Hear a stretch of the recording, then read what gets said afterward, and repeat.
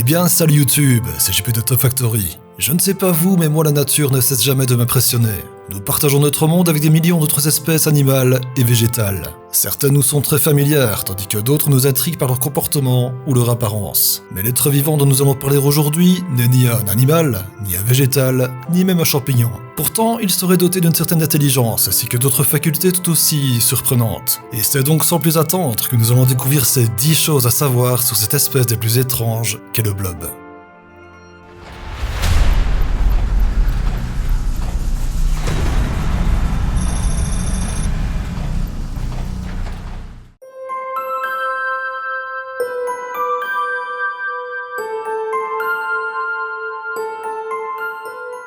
C'est quoi? Ou plutôt, c'est qui? Parce que le blob est un être vivant scientifiquement connu sous le nom de Physarum polycéphalum, que l'on peut traduire par petite vessie à plusieurs têtes. Son corps, qui peut recouvrir parfois la surface entière d'un arbre, ressemble à un réseau de veines dont certaines se subdivisent en d'autres veines qui, à leur tour, vont elles aussi se subdiviser jusqu'à obtenir des structures organiques impressionnantes par leur taille et leur complexité. On s'attendrait donc qu'un organisme tel que le blob devrait être composé de milliards de cellules. Eh bien non.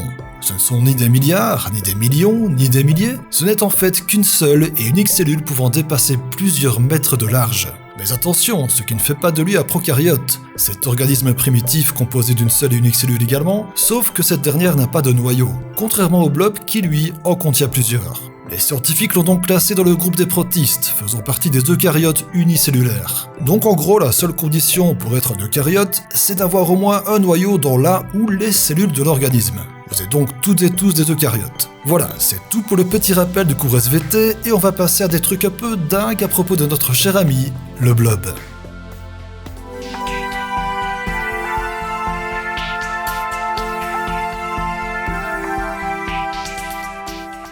« 221 sexes. Et non, ce n'est pas une blague. Le blob peut être doté d'un des 221 sexes qui lui sont destinés. On peut donc dire que le Physarum polycéphalum est non-binaire, et heureusement pour lui, il n'a pas Twitter. Bon, blague très nulle à part, cela peut sembler surréaliste pour nous, les humains, qui naissons normalement soit avec un corps d'homme, soit avec un corps de femme. Mais il faut voir un petit peu plus loin que le bout de son nez. Le fait que le blob ait le choix entre 221 sexes veut dire qu'en cas de rencontre avec l'un de ses congénères, qu'il y aurait 220 chances contre une que celui-ci soit sexuellement compatible pour un accouplement, en partant bien sûr du principe que chaque sexe est compatible avec tous les autres. Et pour celles et ceux qui se poseront la question de est-ce que les scientifiques se sont amusés à regarder l'intimité de tous les blobs de la planète pour connaître le nombre incroyable de sexes différents qu'est 221, la réponse est évidemment non. Tout s'est fait en laboratoire en analysant tout simplement l'ADN du Physarum polycéphalum.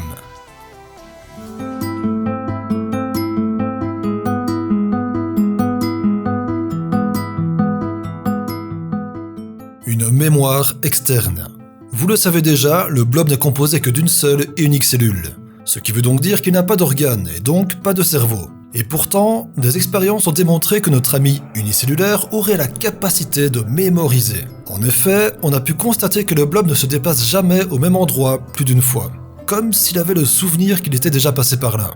Et c'est là que l'expression « mémoire externe » prend tout son sens. Le blob sécrète une substance visqueuse qui lui évite de se déshydrater, mais surtout qui agit sur lui comme un répulsif après son passage. Cela lui permet de savoir qu'il est déjà passé par là et qu'il doit donc prendre un autre chemin. Cette réaction à sa propre sécrétion est déjà très étonnante pour un organisme composé d'une seule et unique cellule. Mais vous allez voir tout de suite que le Physarum polycéphalum peut encore vous surprendre.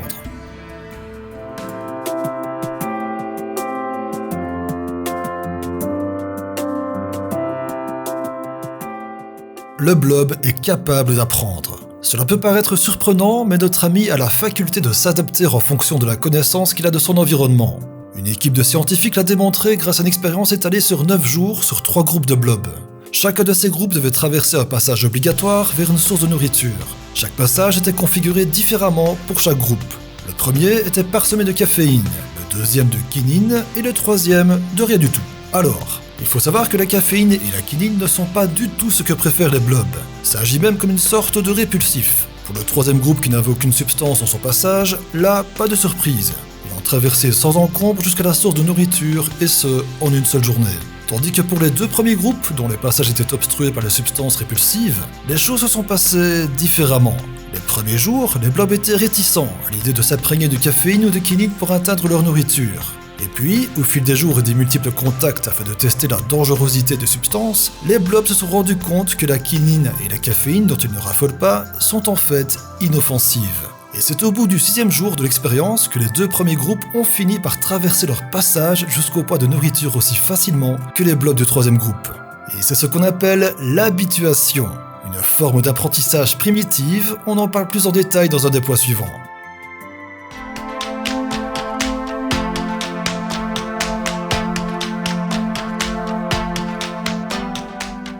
Transmission de savoir. Nous venons de voir que le blob était doté d'une mémoire externe ainsi que d'une faculté extraordinaire de s'adapter à son environnement. Mais que diriez-vous si on poussait l'expérience encore plus loin ? La chercheuse de CNRS Audrey Dussutour a réalisé une série de tests sur 2 groupes de blobs. Le premier groupe est neutre, c'est-à-dire qu'on ne les a pas forcés à s'habituer à une quelconque substance, tandis que le 2e groupe a été entraîné à s'habituer à un élément qui, normalement, est un répulsif pour le blob, le sel. Alors, on va appeler le premier groupe les neutres et le 2e les habitués. Comme dans le point précédent, il aurait été obligatoire de franchir un passage pour atteindre une source de nourriture. Ce passage qui, cette fois, était parsemé de sel. Pour chaque expérience, c'était à chaque fois 2 blobs qu'on introduisait dans l'environnement artificiel. Et première tentative avec 2 habitués. Et là, sans surprise, ils traversent sans encombre le passage salé. Deuxième tentative avec 2 blobs neutres qui sont donc naturellement réticents au sel. Et ils le montreront bien en ne voulant pas toucher le moindre grain de sel. Ils n'atteindront jamais la source de nourriture. Et enfin, 3e et dernière tentative. Un blob habitué accompagné d'un blob neutre. Et là, une chose incroyable se produit. Le blob neutre ne voulant pas traverser le passage de sel, s'est vu approché par l'autre blob, qui lui est habitué. Une petite veine s'est alors formée entre les 2 individus, et c'est de cette façon que le blob habitué lui a transmis l'information qu'il pouvait traverser le passage de sel sans danger, et c'est ainsi que les 2 blobs ont réussi à atteindre la nourriture convoitée. Ce phénomène qui a duré environ 3 heures prouve qu'il suffit d'un seul individu dans un groupe de blobs pour transmettre son savoir aux autres.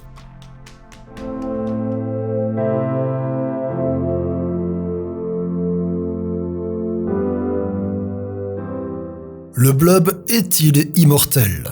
La réponse est oui, enfin, à certaines conditions. Le Physarum polycephalum est une espèce extrêmement résistante. En laboratoire, il est possible de le maintenir indéfiniment en vie à condition qu'il ait un apport suffisant en nourriture et surtout une bonne protection contre la lumière et la déshydratation. En milieu naturel, le blob ne peut évidemment pas résister à tout, ce qui ne signifie pas forcément qu'il va mourir. Par exemple, en cas de déshydratation, il se transformera petit à petit en une forme compacte et très sèche. Il est toujours vivant mais se trouve dans une phase de long sommeil qui prendra fin lorsque les conditions environnementales lui permettront de retrouver l'humidité nécessaire à son mode de vie habituel. Un autre exemple où la vie du blob sera perturbée, le manque de nourriture. Dans ce cas-ci, le Physarum polycephalum va naturellement développer l'envie de se reproduire. Des spores vont alors se former sur le corps du blob. Le vent se chargera ensuite de le disperser partout dans la nature et, si les conditions se réunissent, certains de ces spores germeront et permettront la formation de nouveaux blobs et ainsi assurer en quelque sorte la survie de l'organisme d'origine.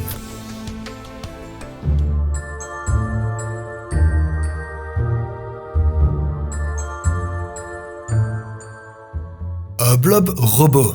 Comme on l'a vu au point précédent, le blob déteste la lumière. Et c'est sur cette idée qu'une équipe de chercheurs ont eu comme projet de connecter un Physarum polycephalum à un robot à 6 pattes dont la seule fonction est de fuir la lumière pour chercher une zone d'ombre. Et pour ce faire, il a d'abord fallu faire grandir un blob dans une sorte de moule en forme d'étoile à 6 branches. Cette étoile munie de différents capteurs fut fixée sur le circuit électronique chargé de contrôler les pattes du robot. Lorsque le blob était un petit peu trop exposé au soleil ou à n'importe quelle source lumineuse, celui-ci bougeait son corps d'une telle façon que les capteurs de l'étoile envoyaient des signaux au circuit électronique qui ensuite reproduisaient les mouvements correspondants au niveau des pattes mécaniques du robot.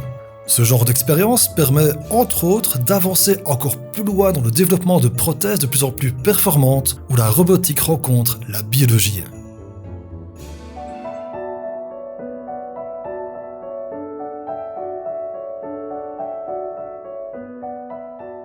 L'habituation.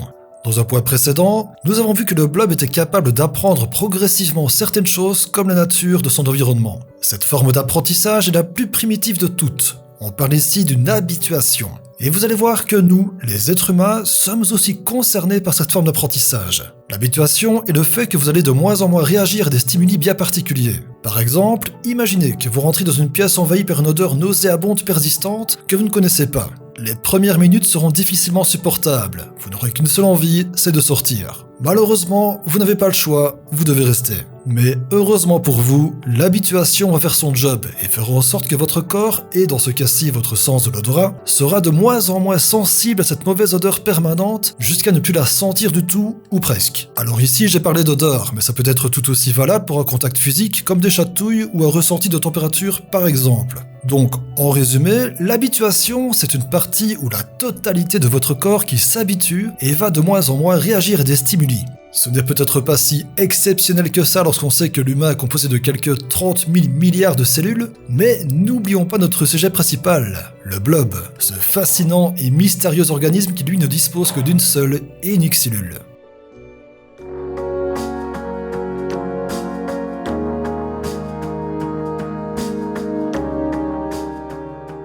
Optimisation physique.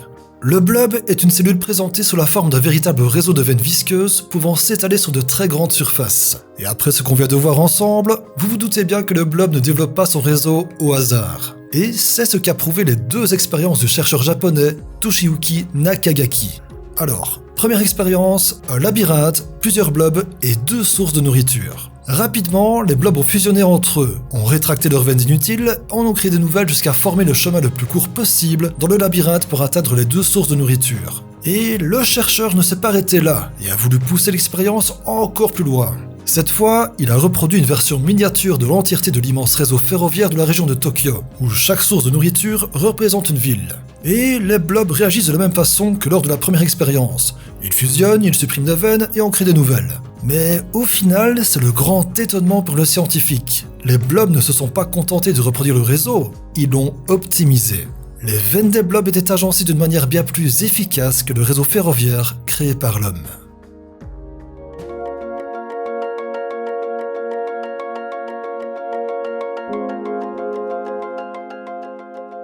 Et pour conclure, que penser de cet étrange protiste ? Personnellement, j'ai juste envie de dire « Wow, c'est balèze ». Parce qu'il faut savoir que, malgré les nombreuses expériences déjà effectuées, on ne sait pas encore grand-chose sur le blob. C'est une espèce fascinante qui pourrait faire avancer la science dans de nombreux domaines tels que la médecine. Par exemple, sa vitesse de cicatrisation est juste phénoménale, on parle d'ici d'à peine quelques minutes. Et si vous voulez en savoir plus, comme d'habitude, toutes les sources sont dans la description. Bref, on arrive bientôt à la fin de cette vidéo, mais avant de se quitter, s'il y a des promeneurs ou des promeneuses parmi vous, et que vous avez la chance d'observer un blob lors de vos balades, n'hésitez pas à le prendre en photo, à poster sur le réseau et à me taguer ou me mentionner. Il y en a un peu partout en Europe. Une zone humide et boisée est un lieu idéal pour commencer vos recherches. Je me réjouis de voir ce que vous m'enverrez, mais attention au plus important, le respect de l'environnement. Épisode terminé, j'espère que cette petite présentation du blob vous a plu. Si c'est le cas, n'oubliez pas le commentaire, le pouce en l'air et l'abonnement si ce n'est pas déjà fait. Si ça vous dit de soutenir la chaîne, il y a les liens Tipeee et Utip dans la description. Moi je vous dis à très vite pour une prochaine vidéo, alors en attendant prenez soin de vous les amis. Ciao.